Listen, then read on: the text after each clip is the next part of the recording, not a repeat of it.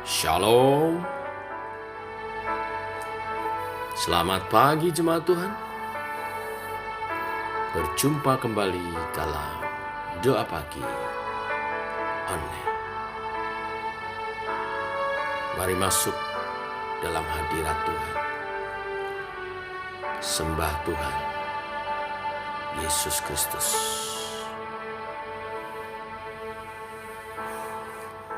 Di tanganmu ini janjiku, segenap hidupku untukmu. Kau mengatur jalan hidupku, segenap hidupku untukmu. Yesus, aku percaya. Yesus, aku milikmu.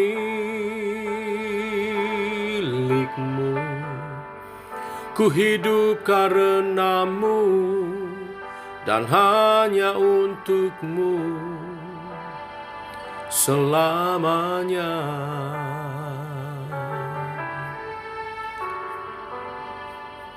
Oh,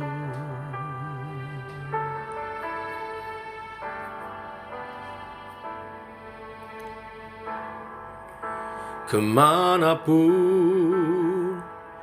ku bersamamu, lewat suka dan duka,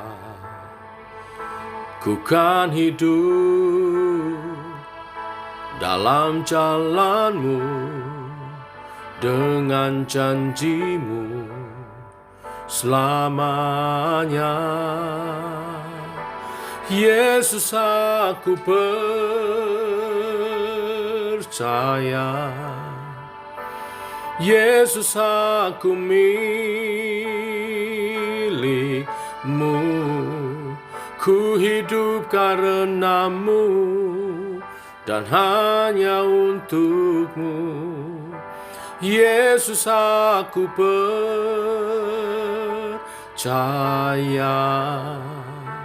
Yesus, aku milikmu.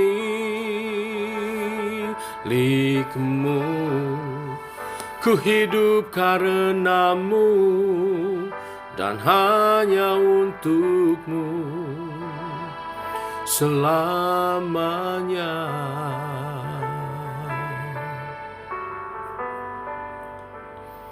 Selamanya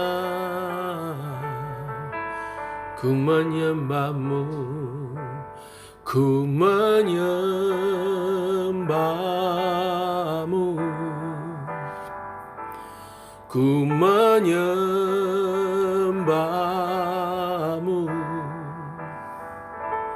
ku menyembahmu, ku menyembahmu. Yesus, aku percaya. Yesus, aku milikmu. Ku hidup karenamu dan hanya untukmu. Yesus, aku percaya. Yesus, aku milikmu.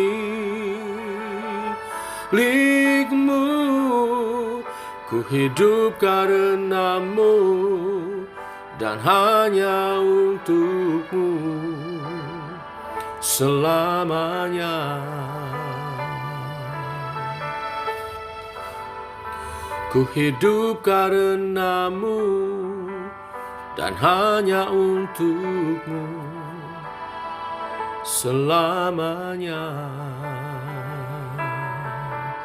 Oh, ku hidup karenamu dan hanya untukmu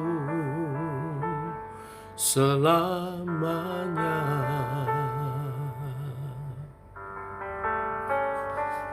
selamanya menyembahmu,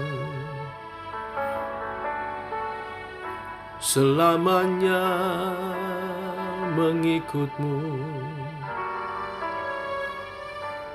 Ini hidupku.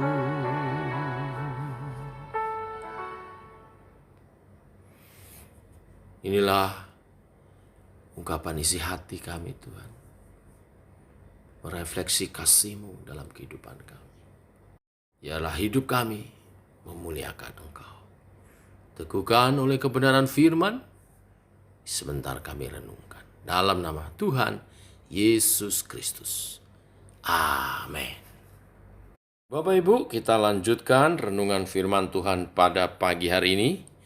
1 Korintus 7 ayat 29, 30, 31.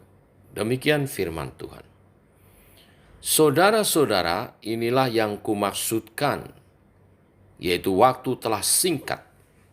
Karena itu dalam waktu yang masih sisa ini, orang-orang yang beristri haruslah berlaku seolah-olah mereka tidak beristri.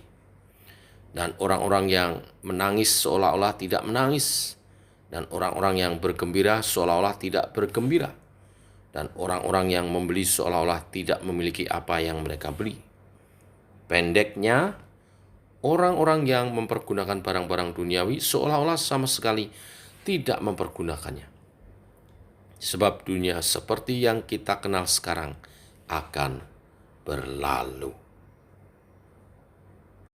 Bapak Ibu, jemaat Tuhan, di ayat 29 tadi, Rasul Paulus mengatakan, saudara-saudara, inilah yang kumaksudkan, yaitu waktu telah singkat. Bicara tentang waktu, Rasul Paulus sangat menghargai waktu. Kata waktu di sini memakai kata aslinya kairos, yang diterjemahkan sebetulnya kesempatan. Apa yang Rasul Paulus ingin sampaikan? Bahwa tidak boleh kesempatan itu berlalu tanpa makna. Kesempatan apa? Waktu apa? Kesempatan kita hidup sampai kedatangan Yesus kedua kali. Dibandingkan dengan kekekalan, waktu itu sangat singkat. Bagi Rasul Paulus, waktu yang sangat singkat itu harus dimaknai dengan benar, diisi dengan benar, di dalam pengabdian kepada Yesus. Dia menyinggung tentang pernikahan. Dari perikop-perikop sebelumnya, juga pasal-pasal sebelumnya, bahkan dia berbicara tentang dosa-dosa perzinahan. Tetapi sekarang tidak bicara tentang dosa, tetapi bicara tentang aktivitas pernikahan itu sendiri. Rasul Paulus meminta kita untuk hidup dalam kesadaran penuh. Kesadaran ini tercermin dari sikap hidup yang tenang dan seimbang. Seakan Rasul Paulus ingin menasihati kita jemaat Tuhan bahwa kepemilikan, keterikatan kepada hal-hal dunia selayaknya dihindari. Simaklah kata-kata Rasul Paulus ini. Dalam waktu yang masih sisa ini, orang-orang yang beristri harus berlaku seolah-olah mereka tidak beristri. Dan orang-orang yang menangis seolah-olah tidak menangis. Dan orang-orang yang bergembira seolah-olah tidak bergembira. Dan orang-orang yang membeli seolah-olah tidak memiliki apa yang mereka beli. Ini bukan berarti kita mengabaikan pernikahan kita. Bukan berarti juga kita tidak mau mengurus kepemilikan atau bekerja untuk mendapat sesuatu. Bukan.